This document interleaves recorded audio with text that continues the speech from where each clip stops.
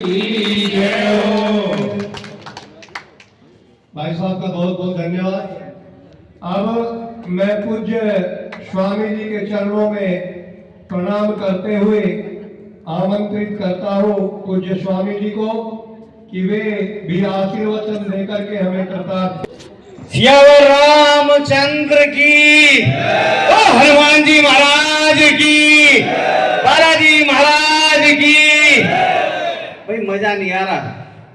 मुट्ठी जो है दोनों तरफ से बंद होनी चाहिए, हाथ दोनों ऊपर देवे, क्योंकि गदा बनाते हुए जब हम इसको एकजुट करेंगे तो ये सामाजिक एकजुटता और हनुमान जी की गदा बन जाएगी शत्रुओं के लिए। तो दोनों हाथ उठा के बजरंगबली की, रामचंद्र की, बालाजी महाराज की। आप सभी का धन्यवाद, आभार। एकजुटता दिखाने के लिए राम जी के चरणों में प्रणाम करते हुए यहाँ बैठी हुई मेरी सभी माताओं के चरणों को प्रणाम करते हुए और पिता समान सभी बुजुर्गों के चरण को छूते हुए मैं प्रणाम करता हूँ। आप सभी ने इस दास को हापुड़ से बुलाकर अपने चरणों की भूमि, अपने गांव की भूमि को छूने के लिए, प्रणाम करने के लिए जो बुलाया, उसके लिए मैं आप सभी का हृदय से अभिनंदन, धन्यवाद करता हूं। और ऐसा भव्य स्वागत कर दिया कि पूरे गांव के दर्शन करा दिए। सभी गांव वालों ने इतना प्रेम दिया हनुमान जी की कृपा से कि सभी ने माल्यार्पण, पुष्पार्पण करके अब दास को इतना कृतार्थ कर दिया कि राम जी की कृपा स्वयं इस पूरे गांव पर आज मुझे महसूस हुई और साथ में अपने ऊपर भी महसूस हुई कि गांव वासियों का आज हनुमान जी खूब प्रेम दिलवा रहे हैं। यानी कि मुझ पर भी कृपा तो है हनुमान जी की और आप सभी का प्रेम प्राप्त हो रहा है। और एक छुपे हुए संत का भी दर्शन कराया राकेश शर्मा जी के तौर पर, जिन्होंने इतना अपना भव्य जीवन बिताकर राम जी के चरणों में समर्पित करा।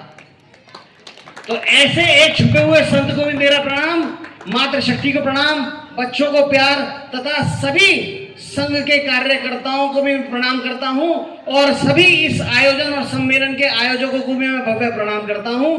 अपने हृदय की गहराइयों से आप सभी गांववासियों का अभिनंदन करता हूं और हनुमान जी के चरणों में प्रार्थना करता हूं, क्योंकि बहुत देर से आप सब बहुत सारे संदेश, ज्ञान और विचारों को सुन रहे थे, व्याख्याओं को। उसको सुनते सुनते मैंने कहा बहुत देर से आप सब थोड़ा थोड़ा सा भोजन की तरफ जा रहे हो और रागनी हमने बहुत सुंदर सुनी तो थोड़ा सा डूब रहे हैं हम, तो क्यों ना मैंने कहा जयकारे के साथ बढ़िया उद्घोष कर दिया जाए। तो और जयकारे लगा दी जाए दो चार। बोल बजरंगबली की, रामचंद्र की, भारत माता की, भारत माता की, वंदे वंदे। धन्यवाद।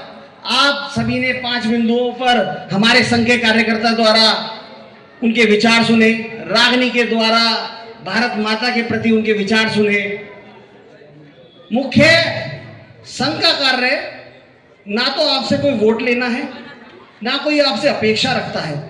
यह कार्यक्रम का आयोजन भीड़ भले ही कम हो, लेकिन कब हम 100 से 1 लाख में बदल जाएं ये भी नहीं पता। लेकिन इनका बिना अपेक्षा रखते हुए हिंदुओं का यह कार्य है, किस दिन हमें अमृत पान कराएगा, ये उस दिन काम आएगा जिस दिन हम जिस प्रकार से प्रतिशत में घटते जा रहे हैं, उस दिन ये एकजुटता हमें रंग दिखानी है। और ये उस रंग को बरकरार रखने के लिए हमारे अंदर बार बार हमारे खून को खौला रहे हैं और बार बार हमें जगाने का प्रयास कर रहे हैं कि आज भी जाग जाओ। जातिवाद के नाम पे जो हम अपने सरनेम के आगे लगाते हैं ना, मैं त्यागी, मैं अग्रवाल, मैं शर्मा, उसको एक तरफ सिर्फ पहचान के तौर पर बनाकर अपने नाम के आगे हिंदुत्व का झंडा लहराते हुए सिर्फ हिंदू अगर लिखना शुरू कर दो और उस हिंदू की पहचान को बड़ी कर दो, तो मेरे ख्याल से भविष्य ज्यादा उज्जवल है। क्योंकि वर्तमान में हम 80% हैं, जिस दिन हम 45% हो जाएंगे तब भी कुछ नहीं कर पाएंगे। जब हम 80% में रहकर आज हमारे विधर्मी लोग जिस प्रकार का कार्य कर रहे हैं, हम उसके खिलाफ कुछ नहीं कर पा रहे, तो जिस दिन 40 से 45% रह जाएंगे तो तब भी कुछ नहीं कर पाएंगे। तो मैं तो आप सभी के सामने हनुमान जी की तरह सभी ने प्रार्थना करी, एक बार पुनः प्रार्थना कर रहा हूं हनुमान जी की तरह कि उनके चरणों का आशीर्वाद लेकर कि उन्होंने, क्योंकि रावण को भी समझाया था लेकिन रावण को समझ नहीं आया था, इसीलिए वो जमीन में मिल गया। और विभीषण को समझ आ गया था, तो इसीलिए वो राजा बन गया था। तो समय से पहले जिसने हनुमान जी की इस बात को समझ लिया वो विजयी हो जाएगा, अन्यथा कोई विजय होने का तो मतलब उठता ही नहीं। यहाँ गांव में पूज्य राजपाल जी से हमारा दर्शन कराया, राकेश शर्मा जी जैसे संत का दर्शन कराया और सभी गांव वासियों का दर्शन कराया, जिससे मुझे प्रतीत हुआ कि गांव के अंदर अद्भुत भक्ति है। मैं आपने सभी संघ कार्यकर्ताओं के विचार सुनकर इस कार्यक्रम के उद्देश्य को तो जरूर समझा होगा कि हम किसी प्रकार से अपनी एकजुटता को जरा सा भी विभिन्न न होने दें, वरना अपने अभिन्न अंगों को हम धीरे धीरे खोते जा रहे हैं। अपने भाइयों को, अपनी बहनों को दूसरी जातियों में परिवर्तित होते देखते जा रहे हैं, जिसमें हमें उनके मंसूबे बिल्कुल कामयाब नहीं होने देने, उनकी इच्छाएं बिल्कुल भी पूर्ति नहीं होने देनी। आप सभी से प्रार्थना है कि जिस प्रकार से आज ये संघ ने आयोजन किया है सम्मेलन का, हर महीने किसी भी प्रकार से एक धार्मिक आयोजन, संकीर्तन का आयोजन, जो हमारे बच्चों के अंदर संस्कार भरे, उसका आयोजन आपके निजी ग्रामवासियों के द्वारा उसका आयोजन यहाँ होता रहे। बहुत अच्छा प्रांगण है, बहुत अच्छी व्यवस्था है। सभी ग्रामवासियों से निवेदन है कि राकेश शर्मा जी के सानिध्य में और हमारे जिन्होंने हमें रागनी सुनाई थी, उन्हीं के सानिध्य में एक महीने में धार्मिक आयोजन, कीर्तन का आयोजन होता रहेगा, जिससे हमारे आने वाली नस्लों में संस्कार भरेंगे और जिन नस्लों में संस्कार भरते हैं वो फसलें कभी उजड़ती नहीं है। इसी प्रार्थना के साथ और अगली 2 लाइनों के साथ आपको आशीर्वाद देते हुए कि हनुमान जी इस पूरे गांव पे कृपा करें और आप सभी को खूब खूब साधुवाद, आशीर्वाद, और सभी एकजुट रहें, एक मुट्ठी में रहें और कभी भी किसी भी विधर्मी द्वारा अपने आप को भटकने ना दें, अपने रास्ते को ना भटके, ना जाति को छोड़ें और बच्चों को संस्कार भरें। दूसरी बात, हमारे अभी महोदय कह रहे थे 10 बच्चे करना शुरू कर दो। अरे भैया, खाएंगे कहां से, कमाएंगे कहां से? 2 बच्चों में ही आजकल की चीजों में ये बड़ा गहन विषय है कि 2 बच्चों में ही हमारी चिकित्सा और उनका पालन पोषण बहुत ही अधिक खर्चा ले लेता है, जिसके लिए हमें अपनी आय का साधन भी बढ़ाना है। 10 बच्चे करेंगे तो उनको खिलाना, उनको कहीं ना कहीं हम एक दिन अपने भविष्य का अपने ही हाथ से विनाश कर लेंगे, क्योंकि ना उनको शिक्षा मिलेगी, ना उनको भोजन मिलेगा। तो उसका एक ये हमारी सरकारों के ऊपर हमारा डंडा होना चाहिए कि वो अपना 2 बच्चों या 4 बच्चों वाला नियम लागू कर जो हमें भटका रही हैं, जो सरकारें वर्तमान की भी और पूर्व की भी हमें लड़वाती रही हैं जातिवाद के नाम पे अपनी वोट बैंक का खाता इकट्ठा करने के लिए, वो हमें आज तक हमारे सरकारी नेताओं के बच्चे, आप ये लगाइए, प्राइवेट स्कूल में पढ़ते हैं, भाषण देते हैं, सरकारी स्कूल में पढ़ो और सरकारी अस्पताल में चिकित्सा कराओ, खुद जाके कराते हैं प्राइवेट अस्पतालों में।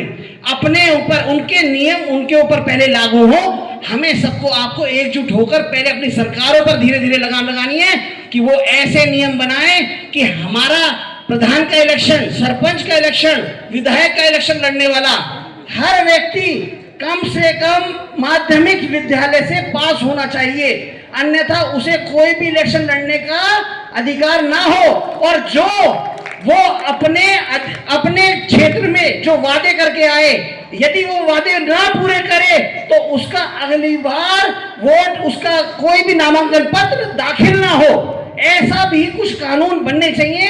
ये सरकारें चाह नहीं रही कि ऐसे कुछ अच्छे कानून बने और शिक्षित लोग सरकार में आए।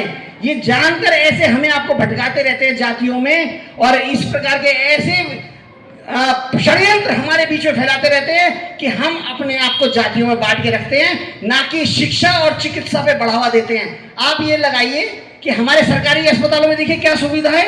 सरकारी स्कूलों में जिस दिन ये कन्फर्म कर देंगे कि हमारे प्राइवेट स्कूलों में बच्चे नहीं पढ़ेंगे, सभी नेताओं के बच्चे हमारे सरकारी स्कूलों में पढ़ेंगे, इन स्कूलों की अवस्था और व्यवस्था इतनी उत्तीर्ण हो जाएगी कि हम आप प्राइवेट स्कूलों को छोड़कर उन स्कूलों में पढ़ेंगे।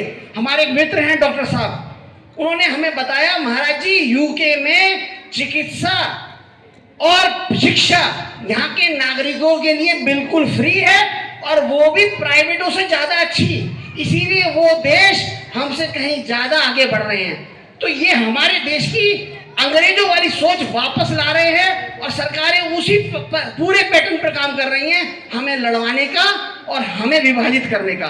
तो मेरी आप सभी से प्रार्थना है कि अगर मैं ज्यादा बोल गया हूं तो थोड़ा सा समझ लेना, बाकियों की तरह ज्ञान नहीं दे पाया, लेकिन मेरी आप सबसे प्रार्थना है कि हनुमान जी की उस प्रार्थना को आपके चरणों के समक्ष मैं लेके आया हूं कि मैं एकजुटता का अपना सार जीवन में अपनाना और कानों में नहीं प्राणों में अपनाना, क्योंकि हम अंतिम संस्कार करने जाते हैं तो वहां भी जाकर कुछ पल बाद सब भूल जाते हैं और वापस अपने इस मोह माया और दैनिक नित्य कर्म में नियुक्त हो जाते हैं। मेरी एक बात को बस अपने हृदय में उतार लेना कि एकजुटता और अच्छे भविष्य का निर्माण बच्चों के अंदर अच्छे संस्कार के द्वारा हो सकता है।